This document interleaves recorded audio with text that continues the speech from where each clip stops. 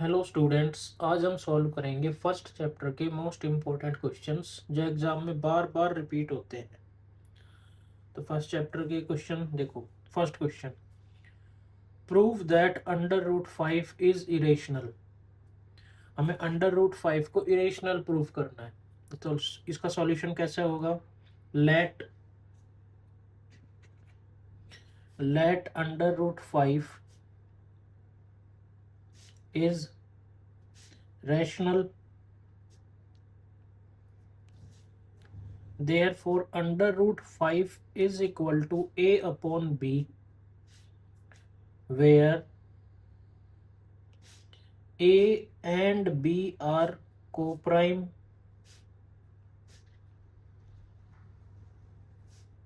and b is not equal to 0। कुछ बच्चों को डाउट होगा कि सर को-प्राइम क्या होते हैं। तो को-प्राइम नंबर क्या होते हैं? Coprime number are pairs of integers with only one common factor. और सिंपल लैंग्वेज में जिनका HCF 1 होगा वो कैसे होंगे? को-प्राइम। फॉर एग्जाम्पल 3 and 4, इनका HCF कितना है? 1। 4 and 5, इनका HCF कितना है? 1। तो ये कैसे हैं? को-प्राइम। जैसे 3/4 शॉर्टेस्ट फॉर्म है, लेकिन अगर हम 5/10 लिखें, इसको हम काट सकते हैं। 5 1 जा 5, 5 2 जा 10, 1/2। क्यों? क्योंकि इनका कॉमन फैक्टर 1 के अलावा और क्या था? 5। तो जिनका कॉमन फैक्टर सिर्फ 1 है, हाईएस्ट कॉमन फैक्टर 1, वे कैसे होंगे? को-प्राइम। ओके, ठीक है।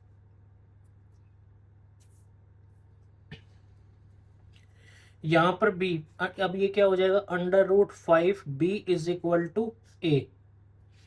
b नीचे था, इधर आके मल्टीप्लाई हो गया, स्क्वायरिंग कर देंगे तो ये क्या हो जाएगा? 5b² is equal to a²। Okay, यहां तक। Therefore 5 divides a²। This implies 5 divides a। Okay, यहां तक। इसको हम डिनोट करेंगे number 1 and this is number 2। और यहां पर आपने लिखना है squaring both sides. Squaring both sides.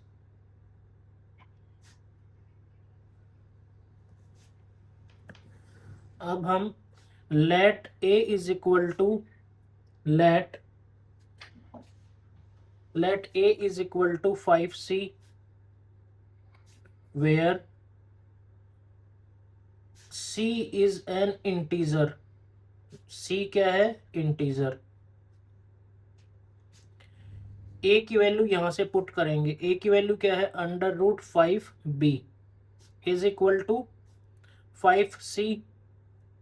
Square करेंगे, इसका क्या हो जाएगा? 5b²। This is equal to 25c²। 5 से कैंसिल कर दो, b² is equal to 5c²। जैसा आपने यहां लिखा था वैसा ही यहां पे लिखना है। Therefore 5 divides b²। This implies 5 divides b। 5 divides b। इसको मार्क कर देंगे number 3।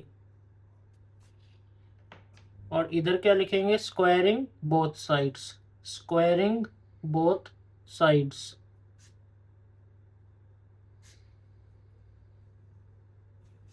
Now from 2 and 3, from 2 and 3 we have what? We have 5 divides a and 5 divides b। इसका मतलब क्या हुआ? a and b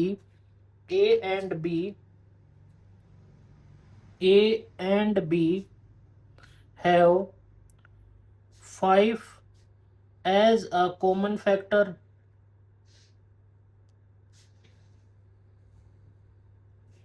have 5 as a common factor। This contradicts the fact, this contradicts the fact that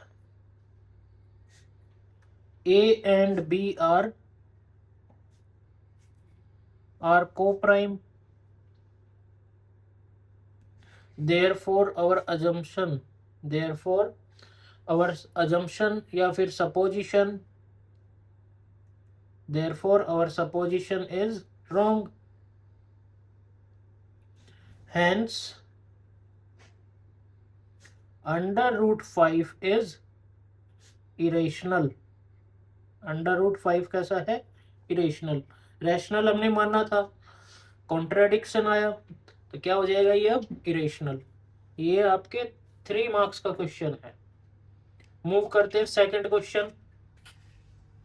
prove that 3 + 2 under root 5 is irrational. इसको solve कैसे करना है? जैसे first question solve किया था वैसे ही same. Let 3 + 2 under root 5 is rational. Therefore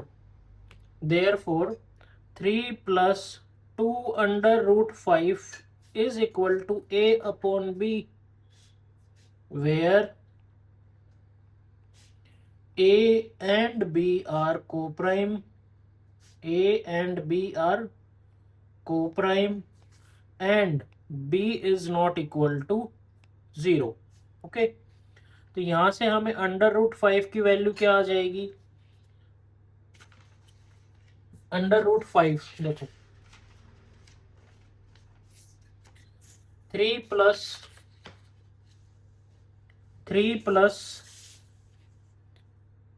+ 2 under root 5 is equal to A upon B. ये 3 इधर प्लस है उधर जाएगा तो A अपॉन B -3.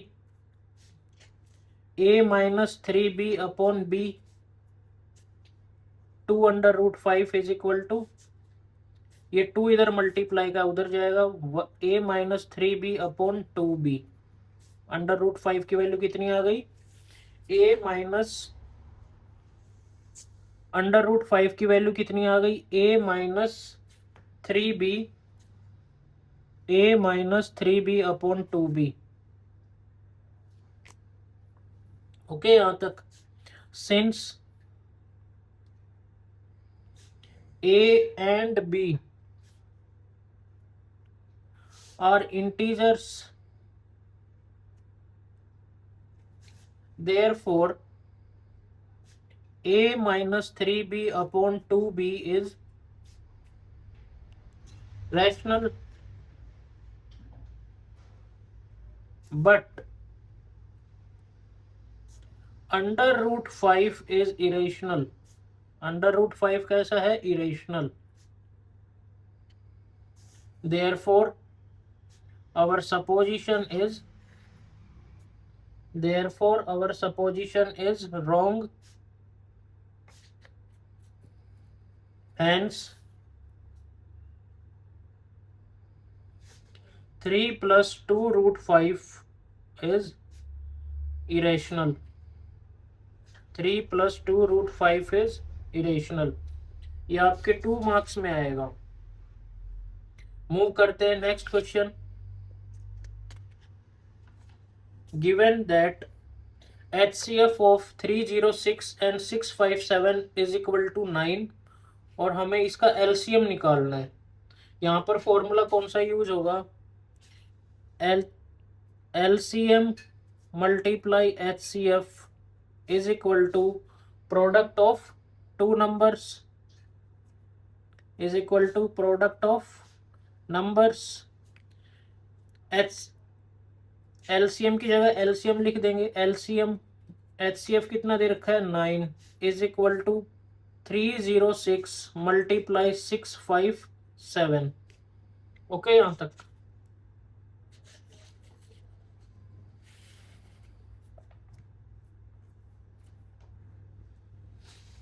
आप इसको सॉल्व करोगे तो कितना आएगा? 306 मल्टीप्लाई 657 डिवाइडेड बाय 9. कैंसिल करोगे 9 3 जा 27 और 9 4 जा 36। मल्टीप्लाई करने के बाद कितना आएगा 2 2 3 3 8। ये आपके 2 मार्क्स का क्वेश्चन है। मूव करते हैं नेक्स्ट क्वेश्चन।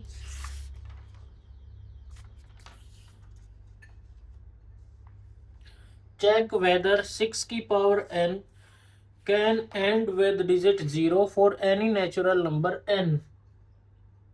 इसको कैसे सॉल्व करना है देखो, ये भी आपका 2 मार्क्स में आता है। 6 इसको लिखना है 6 की पावर n, 6 की power n can and with 0, can and with digit 0 if 2 and 5 both are its factor। here 6 की power n is equal to 2 multiply 3। 6 को हम 2 मल्टीप्लाई 3 ऐसे लिख सकते हैं। Since 5 is not a factor of 6 की power n, therefore 6 की power n cannot ends with digit 0, with digit 0। Okay, next move करते हैं next question. Explain why 7 multiply 11 multiply 13 plus 13 and 7 multiply 6 multiply 5 4 3 2 1 plus 5 are composite number. ये 2 marks के question आते हैं आपके। इसको सॉल्व कैसे करना है, फर्स्ट देखो 7 मल्टीप्लाई 11 मल्टीप्लाई 13 प्लस 13, इसको हम कैसे लिख सकते हैं। 13 अगर कॉमन ले लेंगे बाहर कॉमन, 7 मल्टीप्लाई 11 13 कॉमन है और क्या बच जाएगा इधर 1। कितना हो गया ये 13, 7 multiply 11 77 plus 1, this is equal to 13 multiply 78। This is composite number. ये कैसा नंबर है, this is composite number, this is composite number because it has factors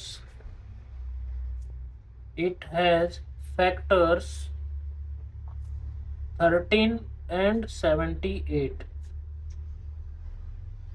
Similarly, second part 7 multiply 6 multiply 5 multiply 4 3 2 1 plus 5, ये किसके बराबर हो जाएगा। इसको कैसे सॉल्व करोगे, जैसे अभी हमने ऊपर वाला सॉल्व किया कॉमन, बाहर इसमें कॉमन क्या आएगा 5, तो कितना हो जाएगा 5 7 multiply 6 multiply 4 3 2 1 plus 1 is equal to 5 multiply this one. इसको अगर सॉल्व करना है आप सॉल्व भी कर सकते हैं और बिना सॉल्व के भी लिख सकते हो। 7 6 जा, सॉल्व करने की वैसे जरूरत नहीं है, दिस इज डायरेक्ट भी लिख सकते हो, this is composite number because it has factors 5 and 7 multiply 6 multiply 4 3 2 1 plus 1। Okay, आज के लिए इतना ही। ये 2 मार्क्स में आएंगे इसलिए सॉल्व करने की ज़्यादा जरूरत नहीं है इसमें। आज के लिए इतना ही, फिर मिलते हैं नेक्स्ट वीडियो के लिए।